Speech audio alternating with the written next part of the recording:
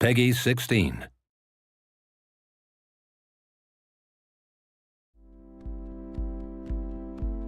I believe video games are the future of storytelling.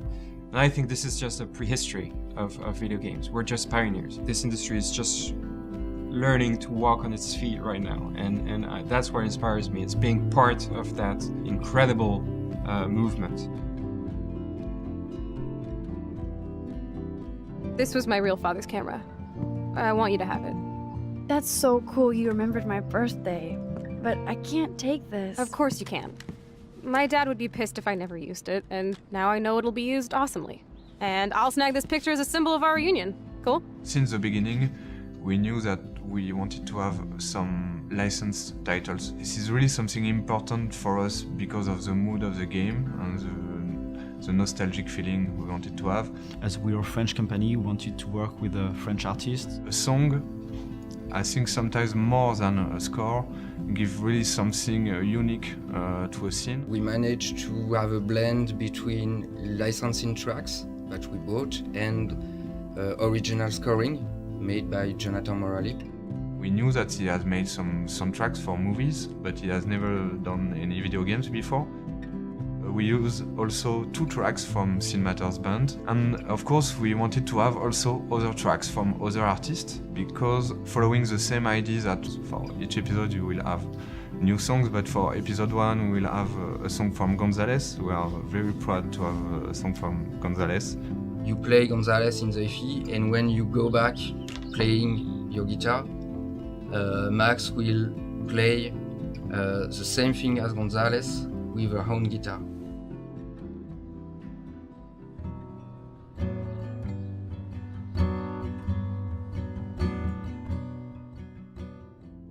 We have a song of Angus and Julia Stone, who are great artists also, and since the beginning of the game we have some Angus and Julia Stone music on a lot of scenes in the game. This is, their songs work very well with our game and with our mood. And also when Chloe is putting some music in her room, she will put a Sparkle Horse title, the great title with PJ Harvey singing on this one. And we can use also the music to describe something more about the characters by their choices. For example, the music that Chloe we are going to listen is not the same as the one of Max. For this game, we knew that we wanted to deal with more intimate feelings, some nostalgic aspect. For us, Life is Strange is more like an indie movie sort of vibe, like compared to a blockbuster, it's more like a Sundance movie. So we thought that going for a realistic rendering wouldn't work this well for this project, because we really wanted to have this slow-paced and intimate feeling with the game, and we thought that having this hand-painting feeling would really allow the player, the viewer, to put some of their own imagination and on their own feelings to what they were looking for. At the very beginning, the scene is completely blank, and piece after piece we create the environment. Usually we start with walls and we have details, and I like to put some small stuff like that. To put a small detail, just like it was your room, to add some story in it.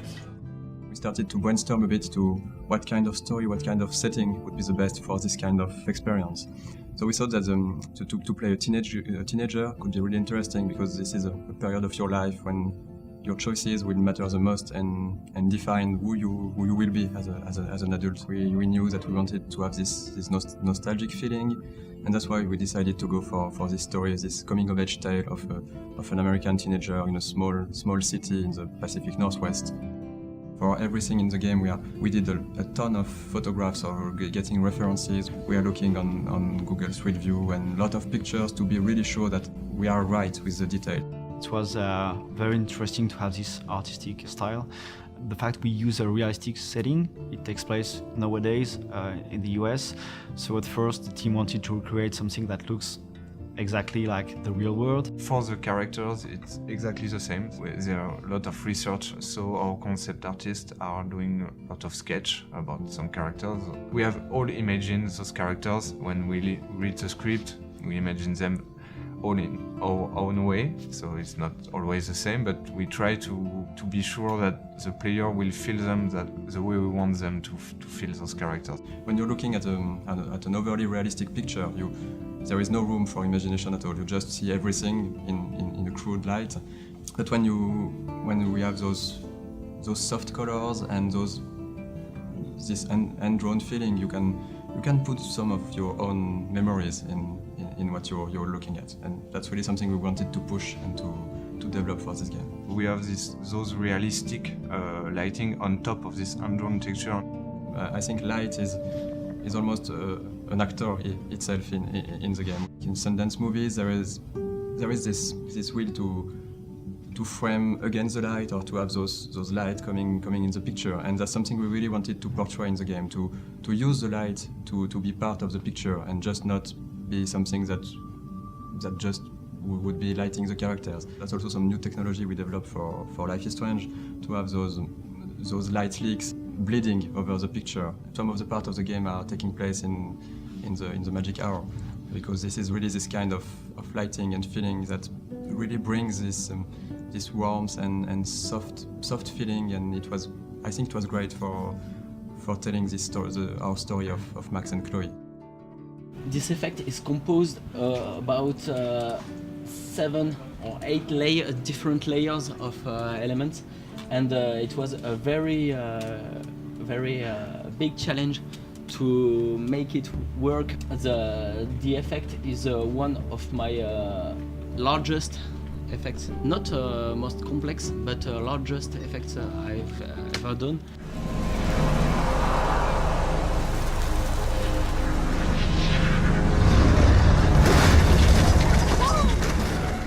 The writer is based in the US. The script he creates is we're very proud of it. Yesterday, the audio director for the VO sessions said once again that he loved the script. She looks like a model. That was her plan. Our plan. Get the hell out of Bigfootville and into Los Angeles. What about your mom? What did Joyce think about all this? In a game with such a heavy narratively driven game, voice acting is really, really important, and we really wanted the voice actors to be American, and so we looked for a different studio, and we decided to went for a studio located in Los Angeles, working with American actors. We attend remotely the sessions in Hollywood, in Los Angeles. So we have a day that starts 10, and around 6 p.m. we have to start the second day of the day and attend the recording session until 3 a.m. I say we have some really, really talented voice actors with the game. We're really happy with them. The actress playing Chloe her name is Ashley Birch, and she's quite famous in the video game industry because she's making a lot of videos calling Watcha playing Hatch. Hey Hash. We're really happy at what she brings and all the actors brings to the characters. When we record the session, they give something more to the characters. Each session is really something unique, having this quality for the game. We are really, really happy with the voice actress we have for Max. Her name is Hannah Tell. We're really, really happy with the way she's portraying Max. What's great is that everyone's enjoying this game right now. It's very different from what you're used to see. I smile when I play the game, when I discover some hidden stuff I hadn't seen. We have a lot of Easter eggs hidden here and there, and it's really an enjoyable experience.